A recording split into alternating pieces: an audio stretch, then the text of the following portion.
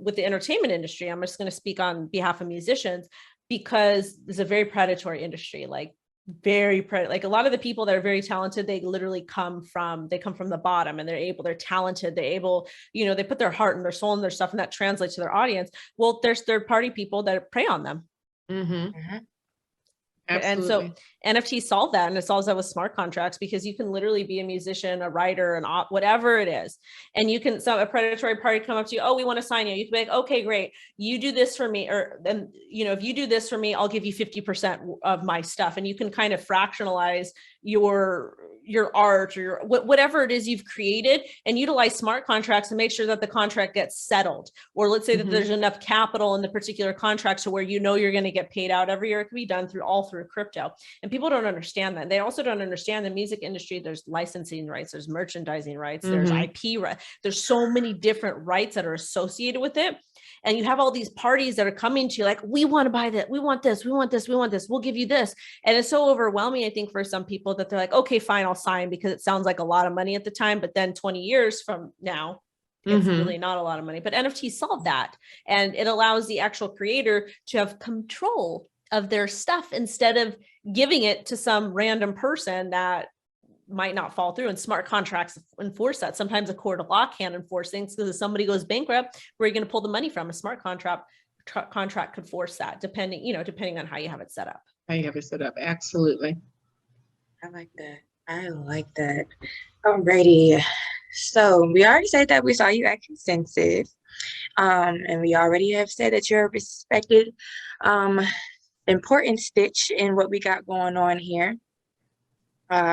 So the question is, how hard or easy was your path to get to where you are today? Like starting your channel, getting comfortable, the whole nine.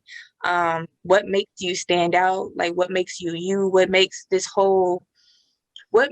Wendy O's channel, what she provides, her service, like what makes it you, and how hard was it getting to a place to establish that?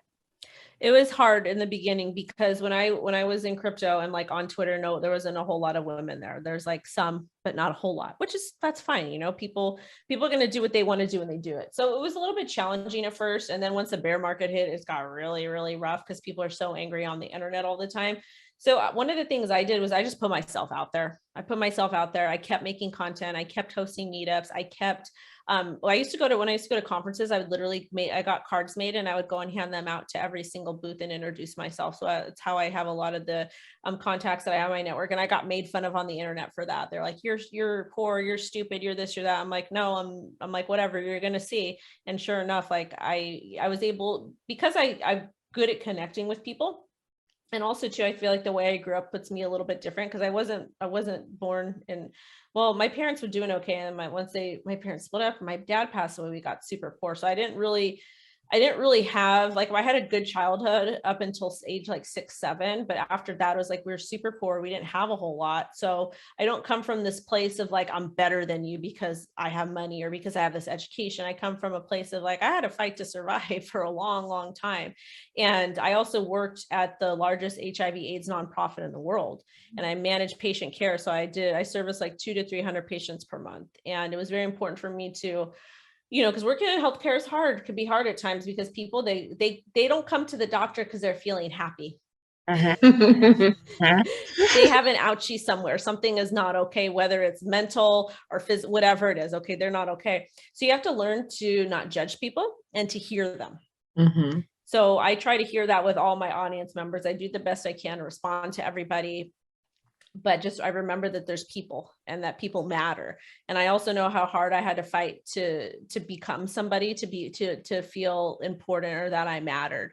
So I think that's kind of what sets me apart, is that I want people to win. I want to help people. But at the same time, my mom did not coddle us. She did not baby us. She literally made sure we had a roof over our head. We had food on the table, and we had like clothes, and that was it. Like getting good grades, we had to get good grades, or we would get grounded. If we wanted something, we had to work for it. She was not going to give it to us. She was not going to coddle. She wasn't going to baby. She's like, you need to do it yourself. That's very Sicilian, old school Sicilian mindset.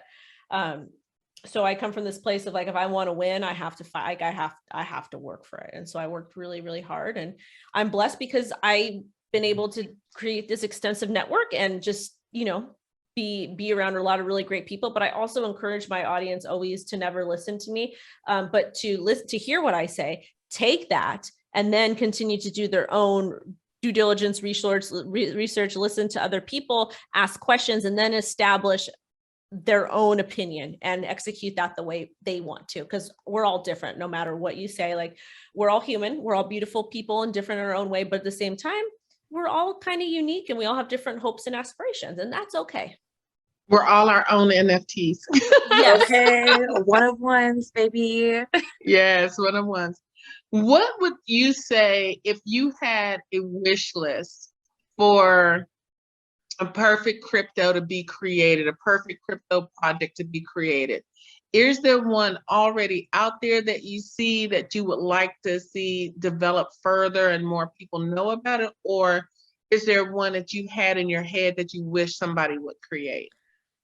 I want to kind of change the topic here a little bit.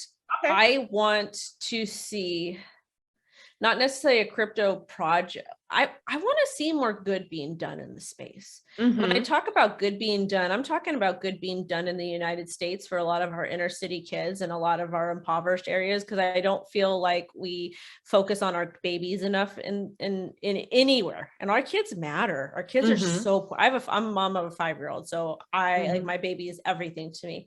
But I would like to see some more goodwill being done, and I would like to see more emphasis on initiatives by different projects to help our children, especially our poor children that grew that were here. They didn't have a choice. You know, sometimes, you know, shit happens, but sometimes stuff happens with mom and dad or whomever.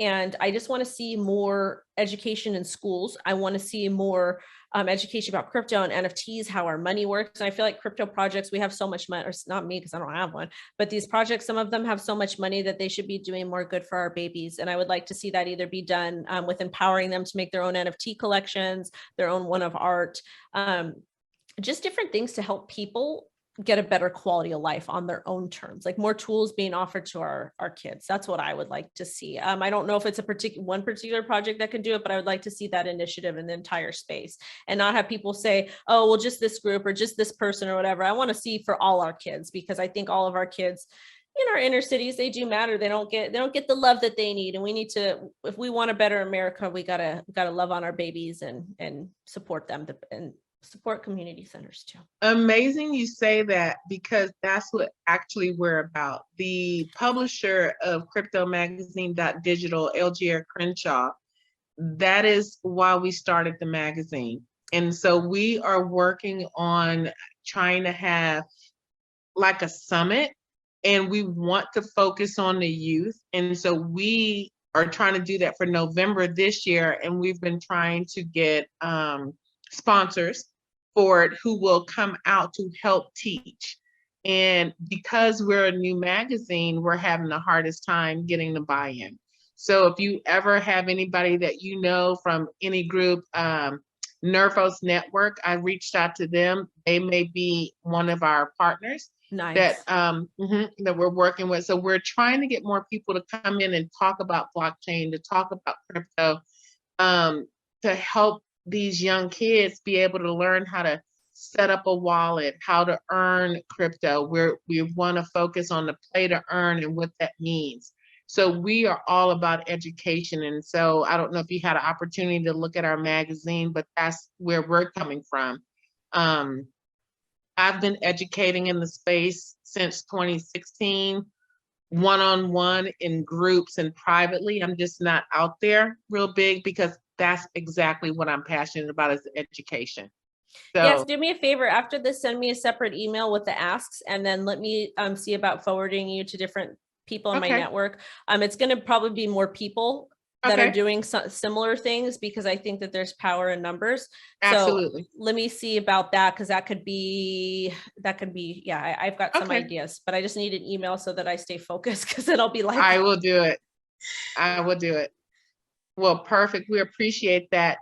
The very last question that we like to end with is, we've asked you a lot of questions. You gave us great information. What question did we not ask you that we should have, and what's the answer to that?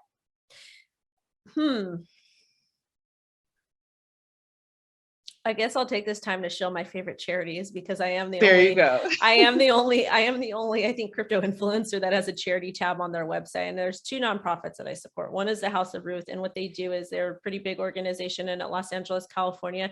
And if you're a survivor of any type of DV or SA, regardless if you're a man, woman, whatever it is, they will house you. They will provide food, clothes. If you have your kids with you and 10 dogs, they'll take all of that. You can go to their facility. It is free for you, and they take you to court. They do a lot of really great stuff. I volunteered with them for a little bit. They could always use a little bit of extra help. And the other one is the self-care lab out of they were in Pomona, California, but they were uprooted and they are now in Montclair, California. It's a boxing gym that gives that utilizes boxing as a form of mental health, because let's face it, therapy and trauma comes in different forms for different people, and they're on my website as well. So if y'all want to chip in and help them, that would be amazing. Okay, perfect. After this, send me an email with a full page ad. We'll put it in the magazine. Thank you so much. Okay.